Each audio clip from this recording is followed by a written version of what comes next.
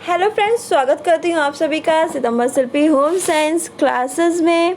Friends, अगर आपने मुझे फेसबुक, इंस्टाग्राम और टेलीग्राम पे फॉलो नहीं किया तो सितंबर शिल्पी सर्च करके आप मुझे फॉलो कर सकते हैं। चलिए शुरू करते हैं आज की क्लास। आज की क्लास में हम लोग जो पढ़ेंगे वो है राष्ट्रीय विरासत विकास एवं संवर्धन योजना, अमृत योजना, प्रधानमंत्री आवास योजना 2022। चलिए शुरू करते हैं। राष्ट्रीय विरासत विकास एवं संवर्धन योजना। तो केंद्रीय शहरी विकास मंत्रालय ने 21 जनवरी 2015 को राष्ट्रीय विरासत विकास एवं संवर्धन योजना की शुरुआत की। इस योजना का उद्देश्य देश की समृद्ध सांस्कृतिक विरासत को संरक्षण और पुनर्जीवन प्रदान करना है। हृदय के अंतर्गत 12 शहरों को प्रारंभिक चरण में चयनित किया गया। तो हृदय के अंतर्गत कितना 12 शहरों को प्रारंभिक चरण में क्या किया गया, चयनित किया गया। इसके लिए केंद्र सरकार ने 500 करोड़ आवंटित किए और यह योजना पूर्णतः केंद्र द्वारा वित्त पोषित। तो यह योजना पूर्णतः केंद्र द्वारा वित्त पोषित है। इसके अंतर्गत शहरों की बुनियादी संरचना को बेहतर बनाना मुख्य उद्देश्य निर्धारित किया गया।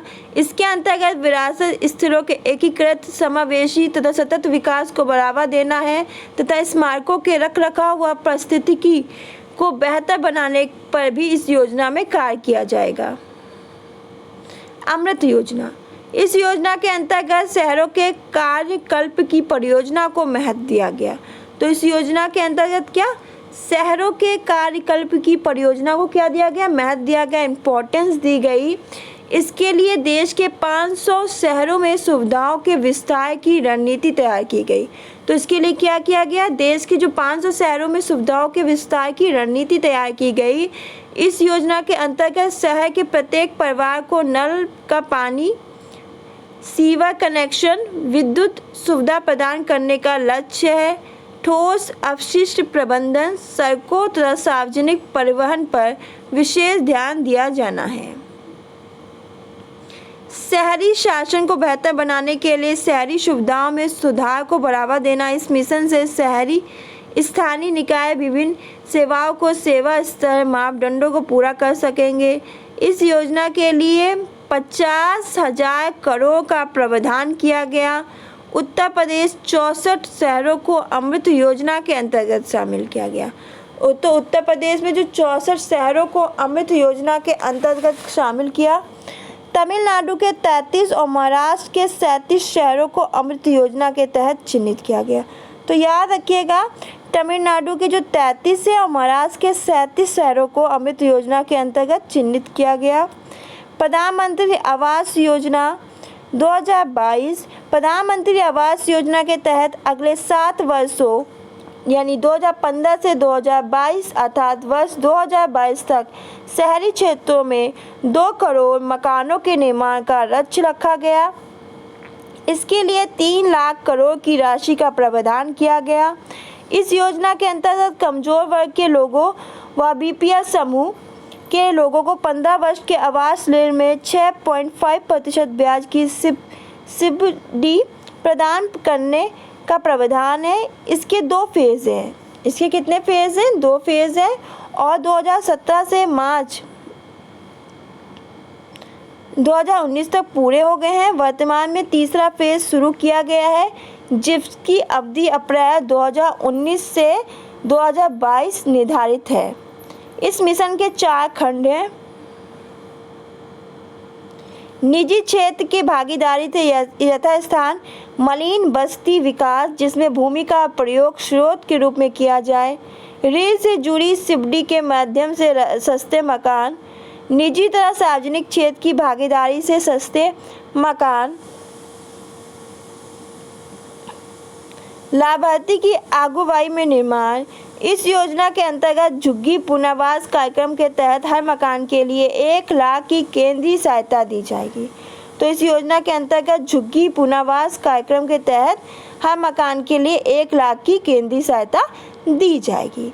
तो ये था आज का टॉपिक। इसके साथ ही एक चीज़ और देख लीजिए, 100 स्मार्ट सिटी मिशन। तो इसमें क्या है इसको देख लीजिए।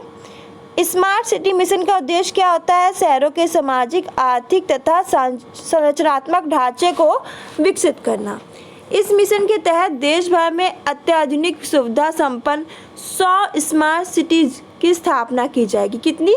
100 स्मार्ट सिटीज़ की स्थापना की जाएगी। इसके माध्यम से सभी वर्गों के जीवन में सुधार और आर्थिक विकास करना। तो इसके माध्यम से क्या, जो सभी वर्गों के जीवन में सुधार करना है, आर्थिक विकास करना है। इसमें पहले से निर्मित बुनियादी ढांचे का विस्तार, स्मार्ट समाधानों को अपनाना है, पूरे शहर की परियोजना का विस्तार, ई शासन और उचित स्मार्ट समाधान के माध्यम से इस मिशन को आगे बढ़ाना है। स्मार्ट सिटी मिशन के लिए 48,000 करोड़ का प्रावधान किया गया। स्मार्ट सिटी के लिए देश के 100 शहरों को चिन्हित किया गया, जिसमें सर्वाधिक शहर उत्तर प्रदेश से हैं, जिसमें 13 शहर हैं। तमिलनाडु में स्मार्ट सिटी के लिए 12 शहरों का चयन किया गया है। तो याद रखिएगा, उत्तर प्रदेश से 13, यानी जो सर्वाधिक शहर है उत्तर प्रदेश से हैं, और तमिलनाडु में स्मार्ट सिटी के लिए 12 शहरों का चयन किया गया।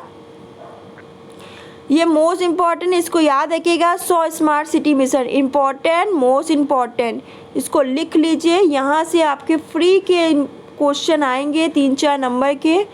तो स्टूडेंट प्लीज़ आप इन योजनाओं को अच्छी तरह से लें। यहाँ से क्वेश्चन आपके बनते ही हैं, चाहे आप टीजीटी का पेपर देने जाओ, पीजीटी का, नेट का, आरपीसी फर्स्ट ग्रेड का, सब में यहाँ से क्वेश्चन आते हैं और सबके लिए इम्पॉर्टेंट है ये। तो सब लोग इसको बड़े ध्यान से देखिए और इसको नोट्स बना लीजिए इसका, और 3-4 नंबर आपके हर एग्ज़ाम में पूछे जाते हैं। तो फ्रेंड्स आज के लिए बस इतना ही। मिलते हैं नेक्स्ट वीडियो में नेक्स्ट टॉपिक के साथ। तब तक खुश रहिए, मुस्कुराते रहिए, अपना ध्यान रखिए। कल मिलते हैं नए टॉपिक में। Bye bye, take care.